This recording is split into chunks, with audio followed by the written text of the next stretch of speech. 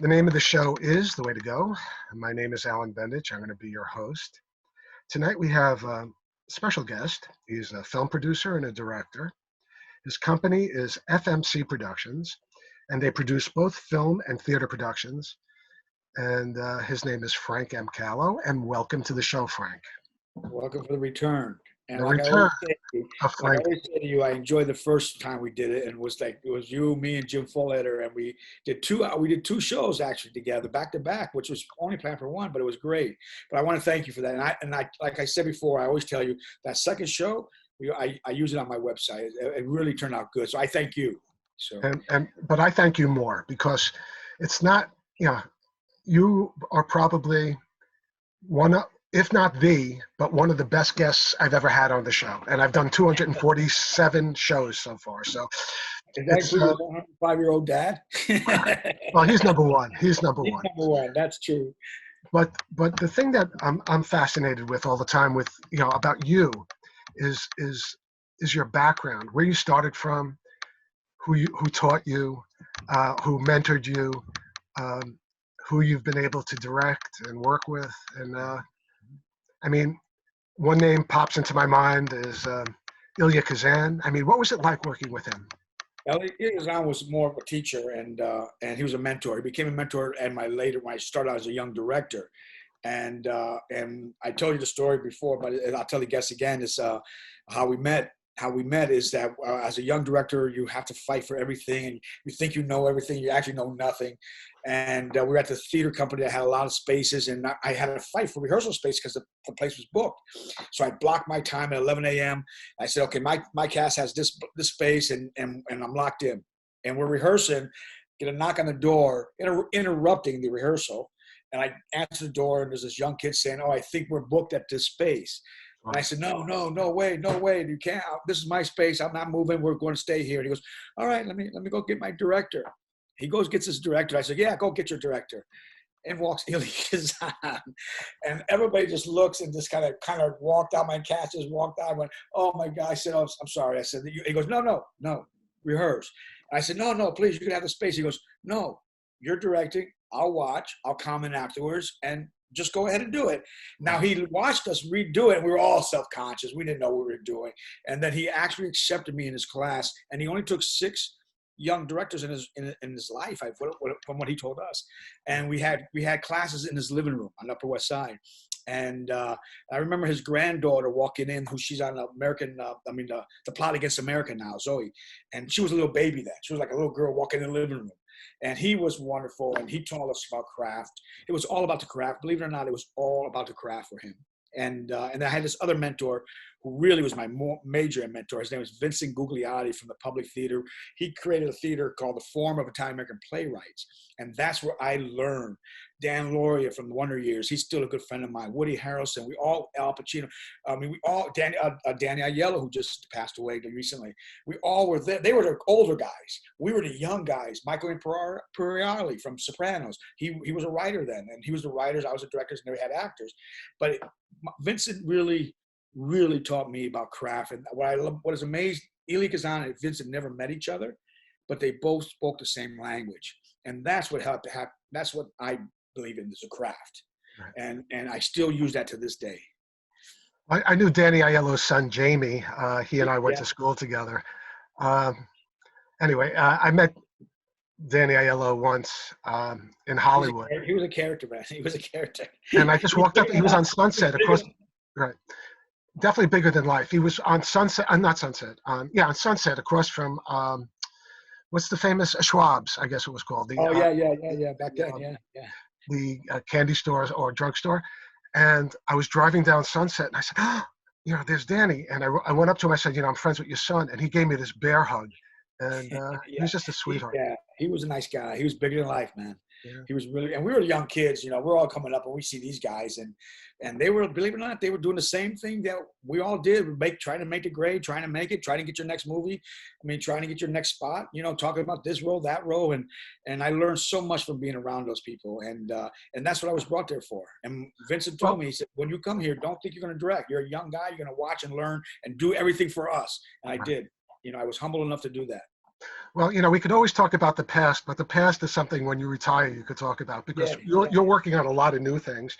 And one of the projects that you actually are getting accolades for is a project called what is it called? Awesome Gal, right? That's the name of it.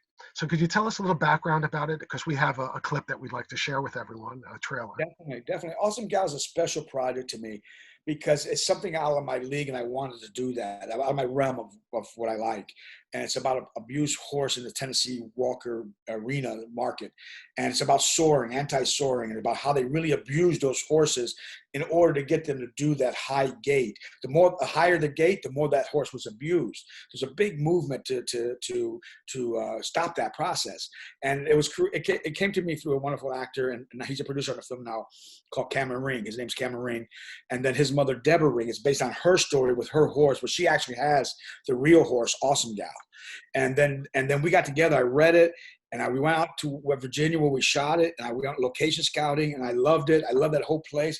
And then my co-writer Rick Martinson and I, we wrote the screenplay, and we shot it out there, and it was a beautiful story, and it stars a wonderful actress named Shannon Spangler. I think Hollywood's going to hear a lot about from her, and it was one of those shows that we just did the trailer to entice investors, and then it just took off. It went to festivals. We were in Sundance a year ago, and then it started winning all these awards, and we're going, oh my God! And some investors now are calling me because they saw that trailer that you're going to show on my website, and they called me.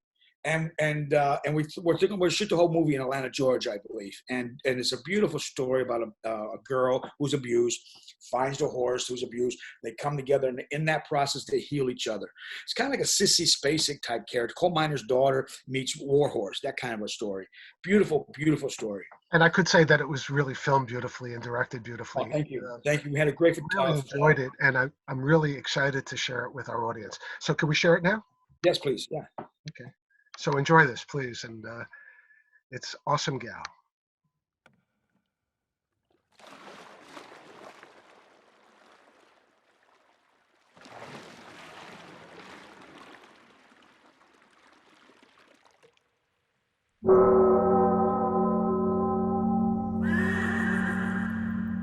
Come here. Get around here. Come here. Get around here. Get around here. Get around here. Hey, come here. Come here. Come on over here. Come on, let's get this done.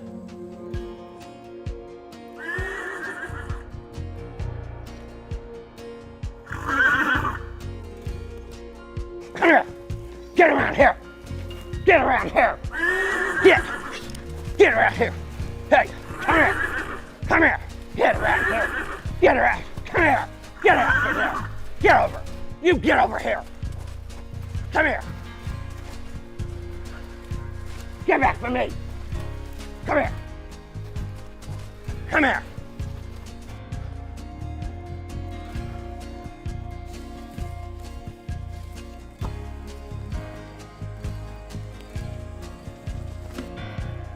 Boy's a pistol today. So we'll get this stuff on him and get out of here. Be the end of the day. He thinks that's animation. Wait till he gets this stuff on him.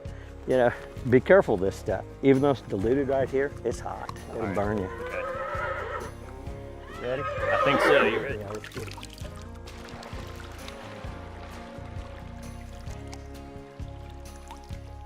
Get it in here on Yeah. Oh, come here. Get it out of here. Get out. Almost get out here.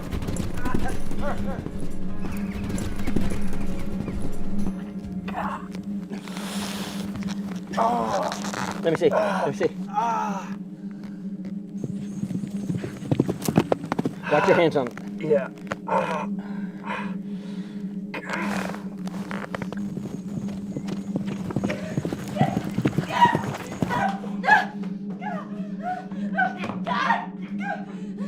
Going on your place today.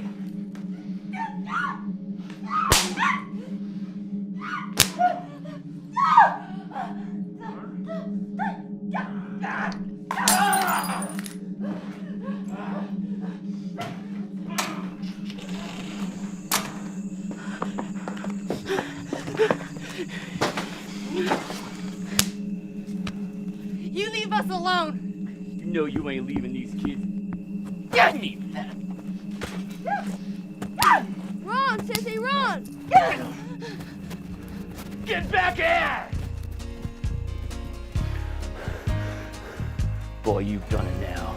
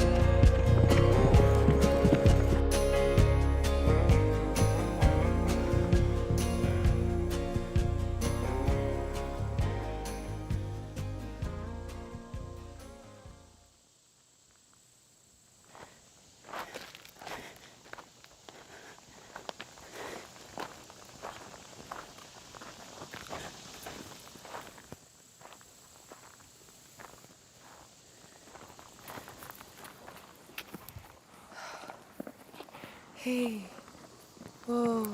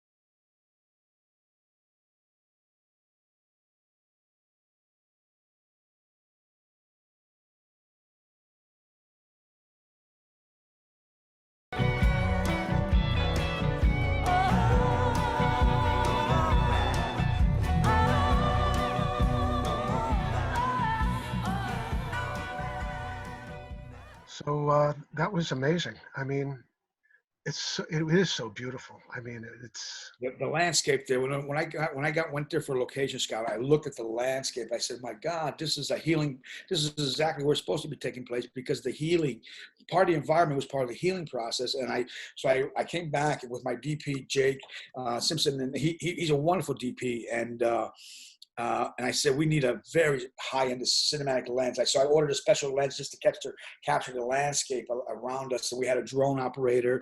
We had the whole works. And Deborah Ring was the executive producer and with her husband, Jesse Ring. And it's a really special story. And we have it up to some people right now that's, really very interested. I can't say right now, but right. It's a really good special story that we want to shoot very, very soon. So I mean, it's terrible what happened to those horses. I mean, you look at their legs, and that was the learning process for me. That was exactly what you just felt like. I didn't know anything about that. So as I'm learning this, doing the script, I'm learning as much. And then the more I learned, the more I incorporated as much as I could. When they told me this, we just had a basic outline, and I said, they told me the abuse, and I said, let's incorporate that. Let's put that in. That's what this whole thing's about. And so it was a really wonderful learning process for me. So how did you get the location? I mean, you have a script. All of a sudden, you got to get a location. I mean, the whole thing is like it's like magic. Yeah, Deborah lives out in Radford, Virginia. Right. So she knew the areas. And so we went out there. We did, we went out there like a location scout. We spent 5 days out there location scouting, picked up, we had 2 farms, 2 areas. We had little spots and we had to get permission just like any other film. Right. And it was a matter of location scouting. And then we had this wonderful lady, Miss Dutton, and she had a whole farm.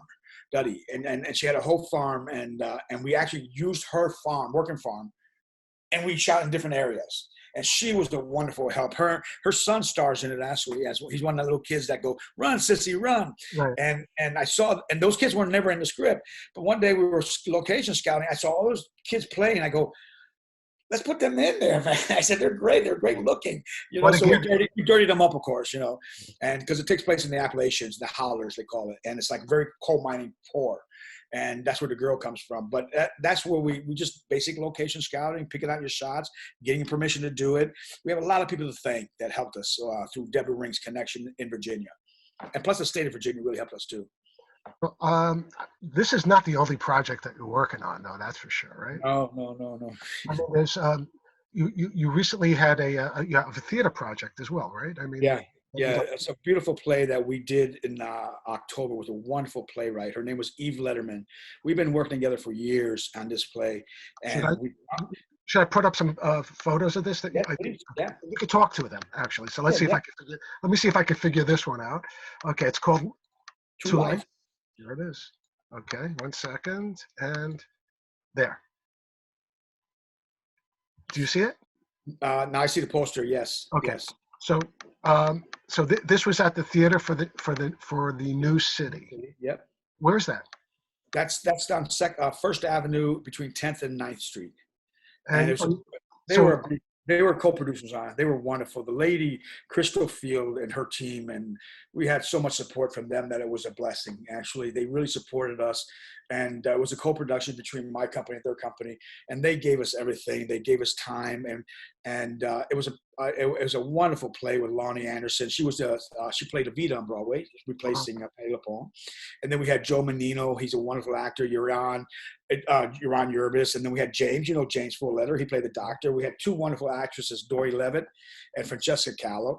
And they were wonderful. And my team, Nicole Carney and all them, they were my stage managers. We just had everything working for us. And we got it mounted. It was a beautiful, beautiful play. Went through that whole process. Eve Letterman and I worked very hard on it. Right. And then we were raising money to do it off Broadway. And we were getting very close. And then the pandemic hit and shut us down in March. And our plan was to open up off Broadway. We were getting close to financing. We were going to open up around either April or September of this year. Right. And then of course the pandemic hit and we got shut down. But we're going to still, but it gave us time to even work even better between Eve and I. So what is it about? It's a beautiful story about this wonderful. It's based on Eve's brother, who was the first Homeland Security person that actually created the whole department, and he worked for Bush and Obama and making the Homeland Security Department happen after 9/11, and then he got sick, and at a very young age. And he was a brilliant mind from Harvard, and and he wrote all these articles, and he was a brilliant mind. At 40, he had this cancer, and he died really early. And it's about him in his hospital bed. Euron Urbis played that, wonderful. And about the daughter who comes in and who was abused by the father when she was a young girl. So that comes out. There's a lot and the mother, Lonnie Anderson and Joe Menino playing the parents, were the best. They saved the production, actually. They were so pros. The actors were such pros. All we had to do is everybody showed up and did their own work. And they stuck by us, because in the middle of production, we lost our 2 stars, the mother and father. And so I had to recast, and we had to take time. And they never said a word. They said, "Are we still on?" I said, "Yes, you guys just keep doing what you're doing. Let me and Eve, cast it, and we'll recast it." And then Lonnie and Joe came in, and they just blew us all away. I mean, they were wonderful. And so the cast was, I got to say, Nicole Carney, who was our stage manager, and the cast really helped us support it. And Crystal Field as well, from the Theater for the New City. So here's another picture that we're showing. Yeah. And I know Yaron. I mean, Euron. Yeah. Euron. Yeah. And those 2 young ladies in the front are wonderful. They're really incredible actors. Interesting. Again, I think I have. Let's see if I have some more pictures for this. I think there's just one more, I believe. Oops. Did I miss it? Oh, that. Oops. Well, maybe that's it, just the two. Let me go back. It's just the two. Let me go back. Oh, that's the red carpet there. Yeah. Okay, so I guess I only have two. So I must have lost That one. was it. Yeah, yeah. Okay, so what's And this? it takes place in a hospital room. Right. Go ahead. I'm sorry. What were you going to say? We have another picture here that you shared, or is this is just Yeah, this is my co-writer Rick Martinson, and him and I wrote Awesome Gal, Eyes of the Kings, Johnny Posto, ESQ, a new TV show we're doing for Netflix that I want to tell you about. right? And but I don't go anywhere without this guy. I mean, we work on our scripts, and we bang it out, we holler, we scream, we do what we have to do, but we always come out on the same page. And he's a wonderful co-writer. I can't tell you how much I love the guy and how much he helps move my work. So how many forward. years have you guys been together? We started 2004, believe it or not, 2004. We started our first screenplay together. We met on Johnny Posto, and he brought the script to me, and then we developed it together. And then with my partner Umberto Torelli, Right. and he's one of our founders of FMC Productions, and he's a great partner of mine, and it became a great friend too. And the three of us pound them out. We just pound them out through the company, and then FMC is made up of myself, Rick Martinson, and Umberto Torelli, and Scott Kuhn, who's our overseer financial person, and helps us get the financing. But Rick Martinson is a really right-hand man, totally. So what's this picture? That's on the red carpet with Robert De Niro, Johnny Depp. It was Don Rickles, his last appearance, by the way, at the Apollo Theater. And this was like a year ago, I think, 2 years ago, when Don Rickles just was making his last appearance. And he was still as funny as you can be, He was the best. I love Don that. Rickles. Yeah, he was so funny. Yeah, and he did the hockey puck trick thing, so. It was clever. Martin Scorsese was there. This is a shoot on Pay It Forward. We did the movie Pay It Forward, the reality show Pay It Forward. This is a classic picture of you. I've seen this many times. I love this picture. It's great. That was one of the first red cameras that came out. Actually, it was a while back. But yeah, I love this picture. It's a good one. Yeah, on set for Pay It Forward. Now, who's this young lady? This lady is our new star. That's fine. As you know, I did The Believer with Ryan Gosling, and there's a lot of movies I did that made those actors. Like Ryan Gosling was an unknown in our film called The Believer, right. And the studios didn't want him. We had to fight for him, and look where he's at now. And right. The same thing with the guy from Cookout. Well, this is my new star. Her name's Desiree Talaveri. She's going to be in my movie Eyes of the Kings, and she's also in the lead in ESQ. And she's going to be one of these people that you're going to watch. And she's kind of like a Michelle Rodriguez, really rough in the beginning, but plays those roles. And she's one of the ones that's going to be my next two things that I'm working on. Okay. I'm going to have to roll into ESQ because, believe it or not, the time is winding down. So let's check this out too. Let's see if I can get this to work. Okay. Now, this is from ESQ, correct? Huh? Do you see it, or? I see Desiree still. Oh, okay. Let's see. Right now, okay, let's see if I can do it this way. Let me stop this. And we'll go to this. Let's see if it works. I guess it's not working with people. There you go. I see it. So who is this young lady? This lady is a young girl from Yemen. And the ESQ takes place in a very high-ended gentleman's club. What is ESQ? What is ESQ? ESQ is a name of a gentleman's club, and it stands for Esquire. But it's short for Esquire, but they call it ESQ. It's a gentleman's club. But it's a very high-ended. It's not like a sleazy place, pole dancing. It's the clientele are princes, presidents, and it really doesn't. That's just the base of it. That's where it takes place. But it deals with this girl who comes in from Yemen and dances in a burqa. And it sets off this hypocrisy, sacrilegious thing across the world. It travels through the Bible Belt in the South. It goes to Mexico. It goes to Yemen, and it's how these girls are repressed and how they come to America and they try to. This is just one part of the story. And Ruben Blades we have for one of the main characters, and we have Dayton Cali, who's a wonderful actor from Sons of Anarchy and Deadwood. He's playing another character, and then we have Dan Lauria. He's playing the warden in this, and these are look at this lady praying here. I'll go back. I'm sorry. Yeah, that's all right. No, that's okay. That's okay. And then, but it's that atmosphere of hypocrisy of religion. Right. But it takes place in a gentleman's club, and it's not really about that, but it just happens to be the foundation for it. And I mean, is this person is an actual person who lives out in Yemen, right? I mean, Yeah, that's the character playing her father. Right. You know, yeah, he's playing her father and the girl's father. And look at that. I mean, and this is the bad guy, like, because they come after her, and they actually in America they actually take her, kidnap her, because it's so sacrilegious for them, because it's under Sharia law. And they actually stone her in one of the episodes, and in Queens, an apartment in Queens, they literally stone her like they did, and like they do now in Yemen. And women are treated so bad in those countries and under those laws. So I have a question, because we are unfortunately running out of time, believe it or not. When will this going to be on Netflix, right? Yes. We're just finished writing this. We just finished writing season 1. We have 8 episodes done, and they're very, very excited. And now we're in that process of talking about how we're going to get it on fast track and get it out there. Okay, but you already have 8 in the can? Yes. No, 8 written. 8 written between myself, Rick Martinson, and I wrote all 8 episodes. Okay, so the episodes, have any of them been filmed yet? No, this is brand new. This is all brand new. This was sold to them based on the script that we have. Well, that's awesome. Yeah. So, you know, I hate to do this because, you know, we were just getting warmed up. We actually could do a second one, but maybe not right now because I'm sweating my brains out. Oh, okay. Yeah. But I'll tell you, man, I'm really happy that you were able to make it today. I really want to thank you, Alan, for time like what you do to people and have people on. You really give people a voice. And it's very important what you're doing. It's not what I'm here doing. You asked me to come in, and I jumped at it. Right. And so I just want to thank you, too. Okay, well, and I'm going to invite you again so soon, so we can go more. I'd like to learn a little bit more on the next show about ESQ. So anyway, there's only one thing left to say. That's a wrap. Good night, folks. Thank you. Take care.